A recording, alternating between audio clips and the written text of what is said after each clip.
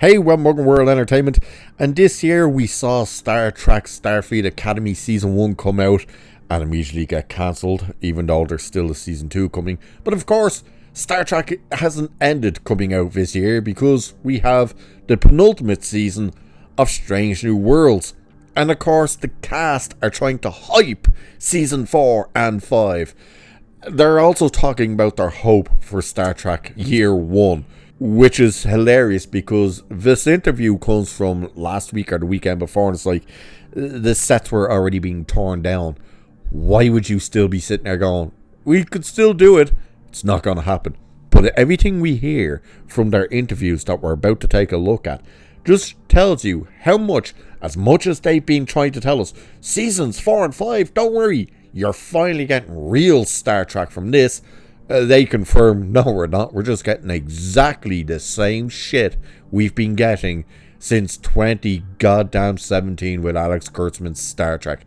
So, let's take a look. So, along with appearing on stage for 2 Star Trek Strange New Worlds panels at CCXP Mexico City over last weekend, Rebecca Romijn, Ethan Peck, Celia Rose Gooding, and Paul Wesley sat down with Trek Movie to talk about the final 2 seasons of their series, what's new for the characters, and the hopes for the follow-up show Star Trek Year 1.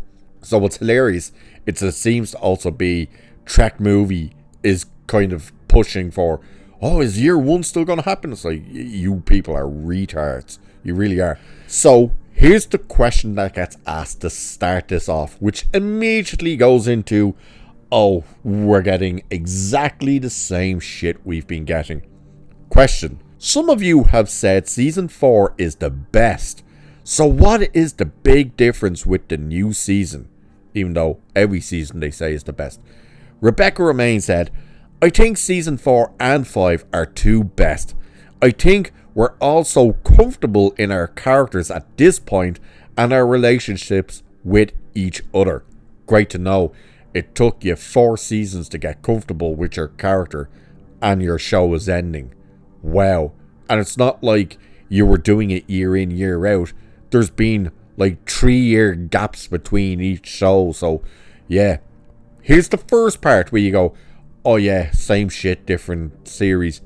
Paul Wesley, I also think the writing has always been spectacular, but there's something about how the episodes roll into one another in Seasons 4 and 5 that is just really compelling. So there's your first indication that you're just getting the exact same bullshit that we've been getting all along. Oh, all the episodes in these next 2 seasons are just going to be the same bloody thing. They're going to roll into one another. Here's where you really know you're in for the exact same crap. Celia Rose Gooding said, yeah, I think it has been a bit of a kind of final boss energy. We're going to the farthest extreme of the strangeness and the newness. And I think that's what makes those 2 seasons so impactful and dynamic. Strangeness and newness is what they're going for. The furthest extremes of those things. Yeah. You remember they said they went too far with all that shit with Season 3 and they were going to pull back on it, even though their first promotional material for Season 4 was the goddamn puppet episode. And now she's just confirmed, yeah, we're going balls to the wall with that stupid shit. So, more of the same. So, the question comes again. Season 3 had a great Erica Ortega's episode. And Season 2, we had the Uhura episode. Ad Astra per Asprea, or whatever the hell it was called. Can we expect some of any of these specific character-centric episodes in Season 4? Rebecca Romijn, yes. Celia Rose Gooding, my character specifically has a massive sort of character confrontation towards the latter end of Season 4, and I'm really, really proud and excited about. So, great, another Uhura episode, even though all she does is whine like a bitch. So, the next question then is, and will we see more of Una, which is number 1? And Rebecca Romijn says, yeah, now that she's free and clear of not hiding her Ilorian origins. I probably mispronounced that.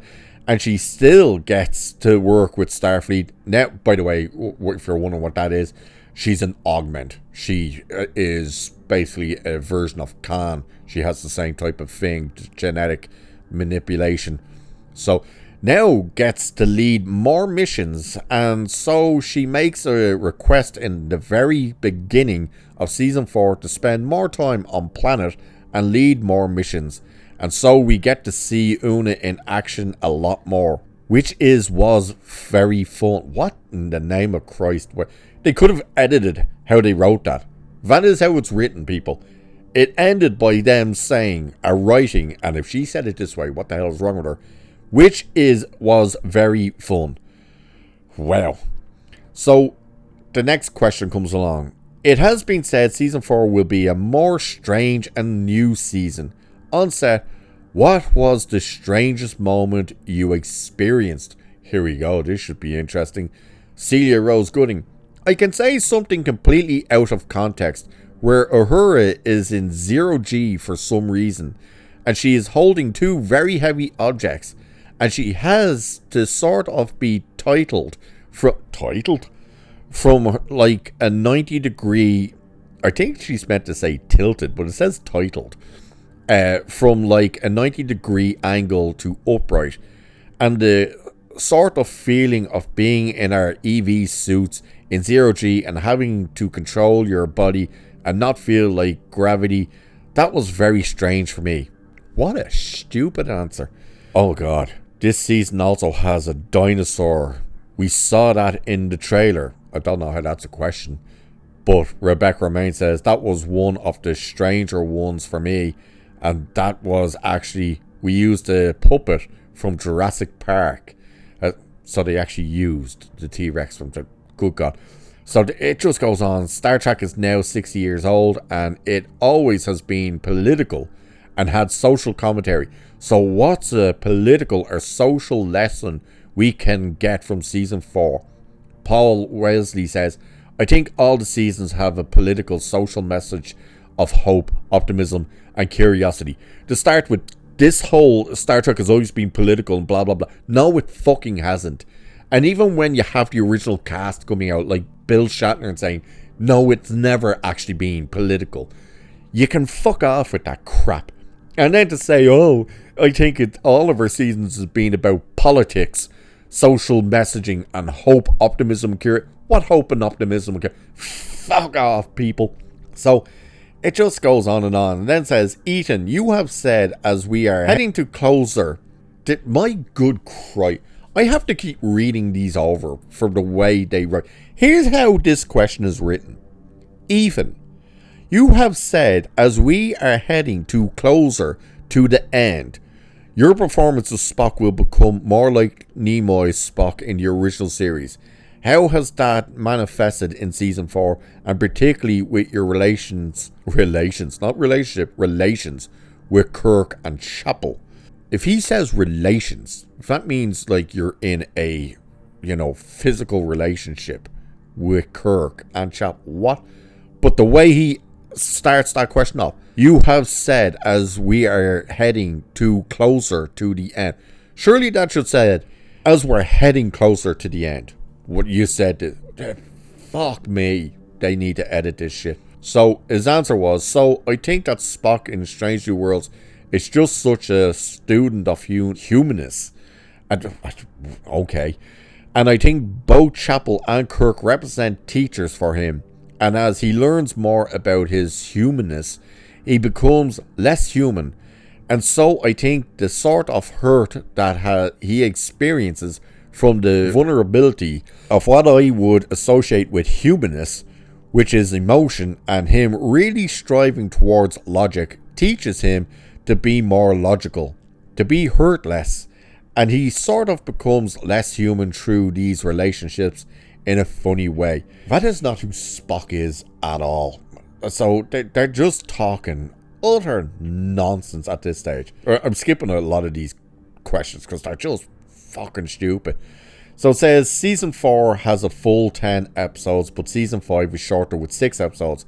How was the process different with the shorter season for you and your characters. So Celia Rose Gooding says, if season 4 was senior year, season 5 was like summer camp. All of season 5 felt very celebratory and all this kind of crap. So they're just basically saying they just pissed about by the sounds of things. So with that connection to the original series, the showrunners and many fans have talked about the idea of a Star Trek Year 1 series. How are you guys feeling about that? By the way, what fucking fans have been talking about Year 1 that they want? None. These are the answers.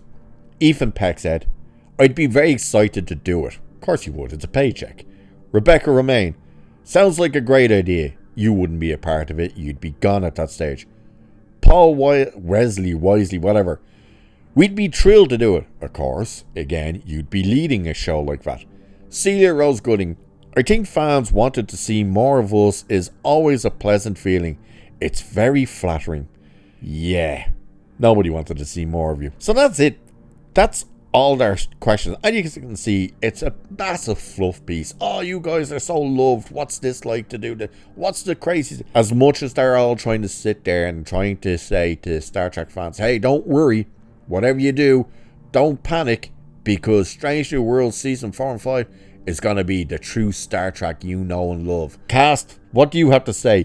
We go to the furthest extremes of the strangeness and weirdness and all the same shit we've been doing for the past 3 seasons already. Nothing has changed. Good God help us all. So, let us know what you think of all of this garbage. And with that, I shall leave it there for this one. So do like and share and subscribe and all that good stuff. Cheers, and I'll catch you in the next one.